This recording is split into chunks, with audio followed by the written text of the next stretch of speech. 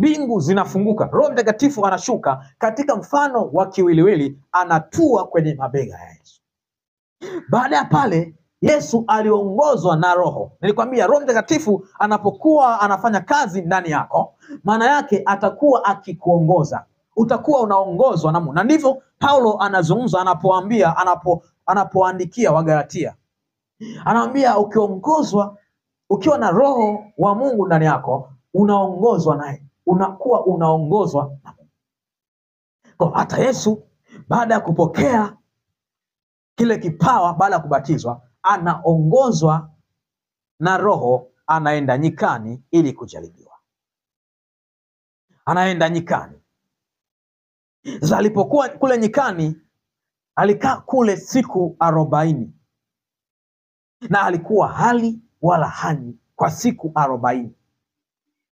Siku 40. Adui alikuwa anamjaribu. Kumbuka Yesu alikuwa amekuja kwa ajili ya kukomboa ulimwengu, kumrejesha mwanadamu kwenye nafasi aliyokuwa ameipoteza kupitia anguko la Edeni. Warumi sura ya 5 mstari wa 12. Maana kama kwa mtu mmoja dhambi iliingia ulimwenguni, na kwa dhambi hiyo mauti. Kupitia Adamu dhambi ilikuwa imeingia ulimwenguni. Yesu alikuja ili kuweza kumrudisha mwanadamu kwenye nafasi yake, ili kumpatanisha mwanadamu na Mungu. Sasa ilikuwa ni lazima afe. Yesu anajaribiwa na Ibilisi. Kwa nini Ibilisi anamjaribu Yesu? Alikuwa anataka Yesu akosee, amsujudie yule Ibilisi, shetani, na kitendo cha kumsujudia kingemharibu mpango wa Mungu wa kumkomboa mwanadamu. Lakini Kristo akashinda. Alijaribiwa kwa siku 40, na alijaribiwa katika hali ya kufunga, maana alikuwa hali wala hanywi kwa siku 40. Kitu ambacho unakiona, alishinda katika aina zote za majaribu aliyojaribiwa. Kumbuka majaribu yapo ya aina mbili. Kuna majaribu kwa maana ya mitihani, na kuna majaribu kwa maana ya vishawishi. Majaribu kwa maana ya mitihani ni majaribu ambayo mtu anakutana nayo ili anaposhinda aweze kupanda daraja. Ndio maana hata shuleni mwanafunzi ili aweze kuhama kutoka kidato kimoja kwenda kingine anafanya mtihani.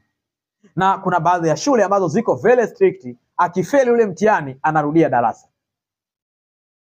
Kwa hiyo yako majaribu kwa maana hiyo ya examination. Lakini yako majaribu mengine ambayo ni kwa maana ya temptation. Majaribu hayo kwa maana ya vishawishi yanatoka kwa shetani, na lengo lake ni kumfanya mtu aweze kushindwa, aweze kuharibu, aweze kuharibikiwa, mambo yake yaharibike.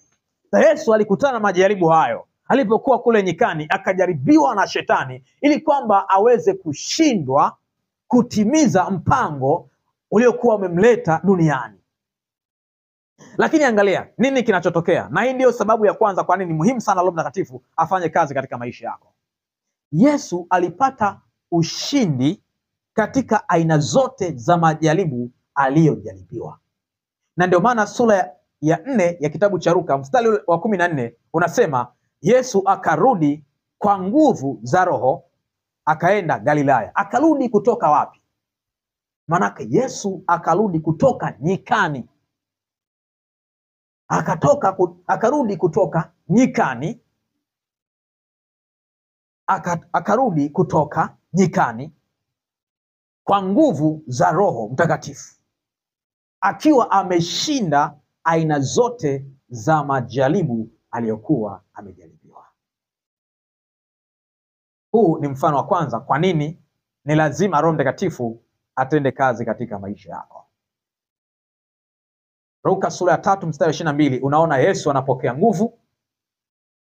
Luka Mtakatifu sura ya 4 mstari 14 unamwona Yesu akirudi akiwa ameshinda. Mfano wa pili, Samueli wa kwanza sura 16.